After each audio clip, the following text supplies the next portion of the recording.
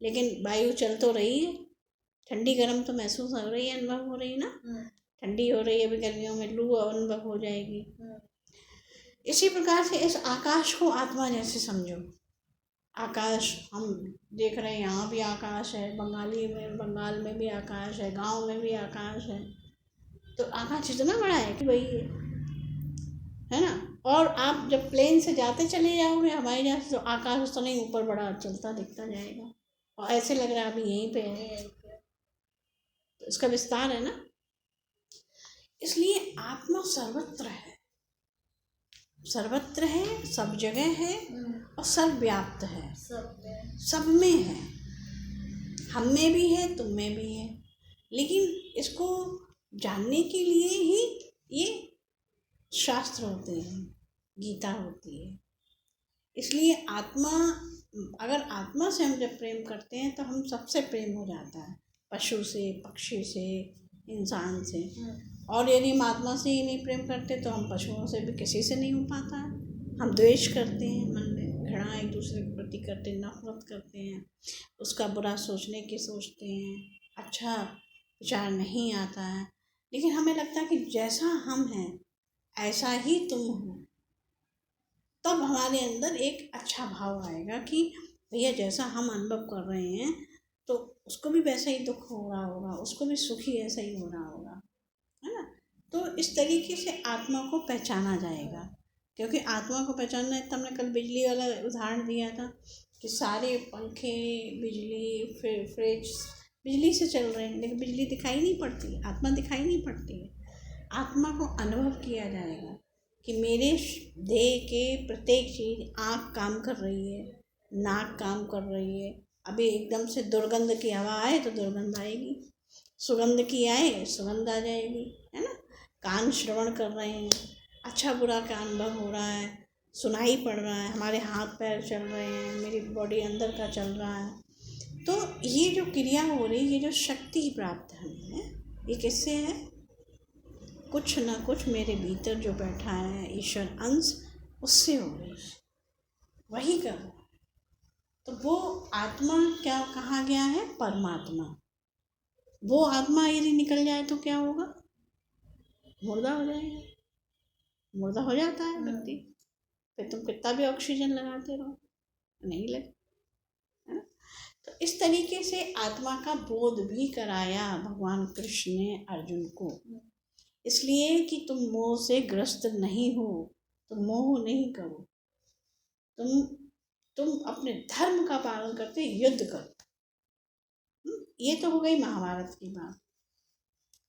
भगवान ने गीता में भक्ति भी बताई कि हमें भक्त कौन सा प्रिय है, जिसमें घृणा नहीं है, जिसमें द्वेष नहीं है, जिसमें नफरत एक दूसरे के प्रति नहीं है, जो करुणा से भरा हुआ है, जो मित्र भाव रखता है, जो सम भाव रखता है, जो प्रेम करता है एक दूसरे से, जो सब में द्वेष का भाव नहीं रखता, वह भक्त मुझे सबसे अधिक प्रिय है।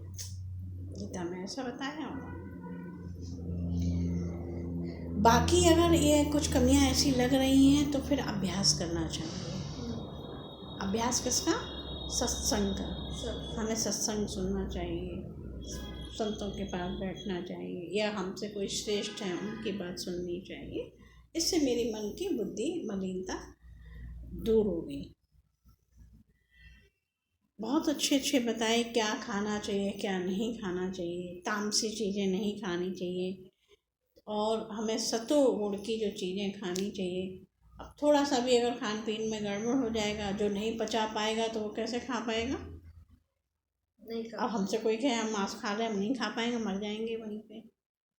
लेकिन जो खाते हैं वो खा लेंगे, उनको आप सत्तू दे दो, सादा रोटी, वो नहीं खाते हैं। तो कहने का अर्थ ये है कि सबके लिए सब कुछ नहीं है, है ना। जैसे बहुत से लोग कुतर्क कर देते हैं, कुतर्क करते हैं ना, कुतर्क ये कर देते हैं कि अब जो समुद्र के किनारे रहने वाले हैं तो उनके लिए तो वही भोजन है, जो रेगिस्तान में उधर रहने वाले हैं उनके लिए तो वही भोजन है ना। तो उन्होंने भोजन, हर बुद्धि कि मेरी किस प्रकार से सत्वगुणी बनती है बुद्धि, तमोगुणी बनती है, रजोगुण बनती है। इसलिए हमें क्या खाना क्या नहीं खाना चाहिए, जिससे मेरी बुद्धि अच्छी रहे, निर्मल बुद्धि रहे। ऐसे जल जैसे, अब दीदी उस दिन कह रही थी तुम तो जल जैसी हो। हमने कहा जल जैसे तो आपने मान लिया है, लेकिन जल का स्वभाव क्या है, एकदम तरल, कहीं भी बह जाता है, उसके अंदर कुछ नहीं। लेकिन जब हम उसमें रंग डाल देंगे या उसको शेप दे देंगे तो वैसा आकार बन जाता है, वैसा प्रकार बन जाता है ना। तो हमें दुखों से निपटने के लिए हमको गीता पढ़नी है। या कोई संशय है, जैसे कुछ हमें पूछना है, संशय हो गया है, तो किससे पूछेंगे, गुरु से पूछेंगे, संत से पूछेंगे। तो वो सब सारे प्रश्नों के समाधान गीता में बताए गए।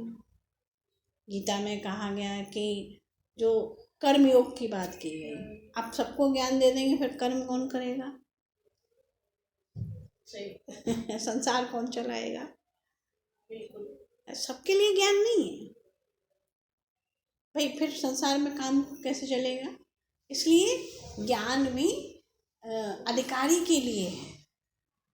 तो इसलिए गीता में सबके लिए बताया है। कर्मयोग भी है, भक्ति योग भी है ना, ज्ञान योग भी है। जो जैसा साधक है उसे वैसा ही दिया जाएगा, है ना। आप कठिन आप वेदांत का ज्ञान सुना दो तो वो जो कर रहा होगा वो भी नहीं कर पाएगा, वो किसी काम का ही नहीं रहेगा, तो वो कुछ का कुछ हो जाएगा।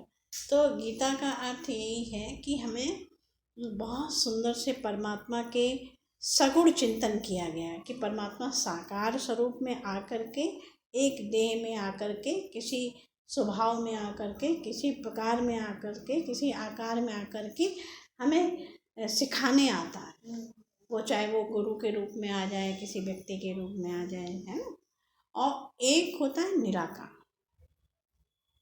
जैसे आत्मा निराकार दिखाई नहीं पड़ रही, परमात्मा दिखाई नहीं पड़ रहा। हम लोग बहुत सब ढूंढना चाह रहे हैं, देखना चाह रहे हैं परमात्मा एक बार दिख जाए, लेकिन कैसे दिखेगा, आकार, उसका कोई आकार ही नहीं है। और यदि उसकी कृपा हो जाएगी तो वो किसी रूप में दिख भी जाएगा, अनुभव है, प्रतिक्षण अनुभव करा देता है। तो ईश्वर निराकार भी है, साकार भी है। निराकार का मतलब जिसका कोई आकार नहीं है कि इतना ही बड़ा है, इतना ही छोटा है, ऐसा ही है वैसा ही है, नहीं, वो कुछ भी शक्तिमान है, सर्वशक्तिमान है। वो किसी रूप में भी, किसी भाव में भी हमें मेरे सामने आ सकता है।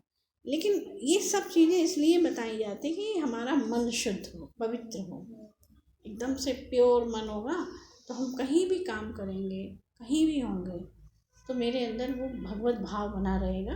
और कर्म क्या, पूजा मानकर करेंगे कर्म।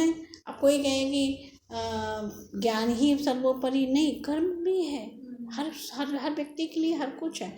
इसलिए गीता में क्या क्या बताया, कर्मयोग, ज्ञान योग, भक्ति योग, ठीक है, ये योग बताए गए हैं।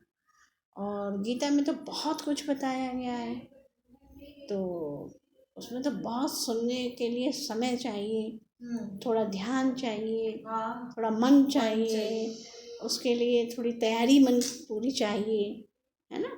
तुम अभी तो मैं ऐसे शॉर्ट छोटे छोटे कहीं इधर उधर से बता दे रही हूँ, किताब लेके भी नहीं हम बैठे कि हमें कैसे